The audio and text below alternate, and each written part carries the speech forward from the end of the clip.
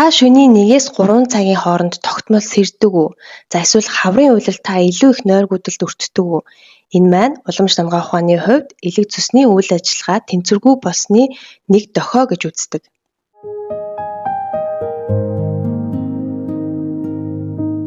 Сайн байцгаана уу? Би уламж дамгаа ухааны хэмж зөв төн засалж chiropractic-ийн эмч Туул байна. За өнөөдрийн сэдвээр би та бүхэндээ нойргуудал ба элэгний үйл ажиллагаа, за тэгээ хаврын үйлрэл яагаад энэ нойргуудал маань ихсдэг талаар товчхон бөгөөд энгийн байдлаар уламж дамгаа ухааны үднээс тайлбарлаж өгье. За та бүхэн бичлэгээ дуустал заавал үзээрэй.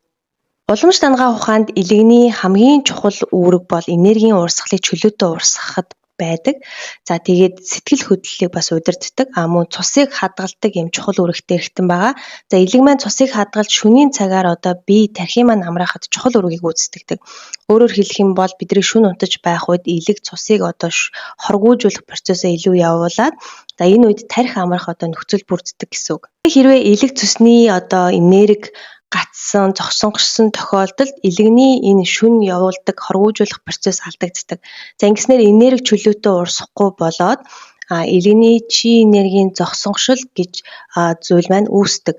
Үүний улмаас тархи тайвширч чадахгүй, бодол зогсолтгүй үргэлжлээд байна. Нойр гүнзгий биш болдог. Жоохон чимээ гарахад амархан сэрдэг юм болдог байна. За жишээ нь та өдөржин стресстэй уур стрессээ дотроо барьж агаад орой ирээд унтах чинь гэж бодъё л да. Тэгэхэд бол хичнээн бие маань ядарсан байлаа ч гэсэн тархи амарж өгдөггүй, нөгөө нэг стресс бодлуудтай дахиж автаад ингээд нойргуудал маань эхэлдэг байгаа. Тэгэхээр энэ үед бол шүн амархан сэрээд байх, за эсвэл бүр огт унтаж чадахгүй байх тохиолдлууд ихсдэг. За шөнийн 1-3 цагийн хооронд элэгний хамгийн идэвхтэй үе байдаг. Энэ үед элэг маань цусыг хоргуулжуулах энэ үйл ажиллагаагаа явуулж идэг. Хэрвээ энэ үед та тогтмол сэрээд байгаа бол таны элэгний тэнцвэр алдагдсны дохио байж болно. Элэг танд дохио өгөөд мессеж өгөөд байх магадaltaй гэсэн үг.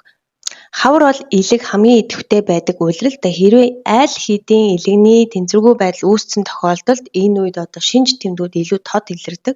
За тэрний нэг нь бол нойргуудал байгаад байгаа. Тиймээс нойрыг сайжруулахын тулд хэд хэдэн арга хэмжээг авах хэрэгтэй. Нэгдүгээр сэтгэлээ боловсруулж уураа зөв аргаар гадагшлуулах, хоёрдугаарт хөдөлгөөн хийх, сонголт алхалт гэх мэт, гуравдугаарт хөнгөн хооллох, ногоон өнгөтэй хүнс хэрэглэх, дөрөвдүгээрт маш сайн амарч нойроо тэтгэж, унтахынхаа өмнө өөрийгөө тайвшруулах арга хэмжээнүүдийг авах шаардлагатай гэсэн.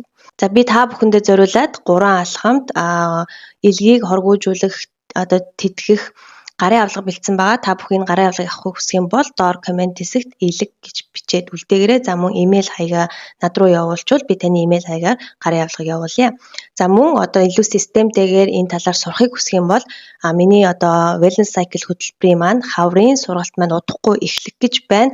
За тэгээд маш гоё бэлэгтэй байгаа. Тэгэхээр та бүхэн доктор Туул wellness cycle Facebook пэйж болон Instagram хуудастай маань хамт байгаараа энэ дээр сургалтын талаар, бүртгэлийн талаар мэдээллүүд ороод явах болно.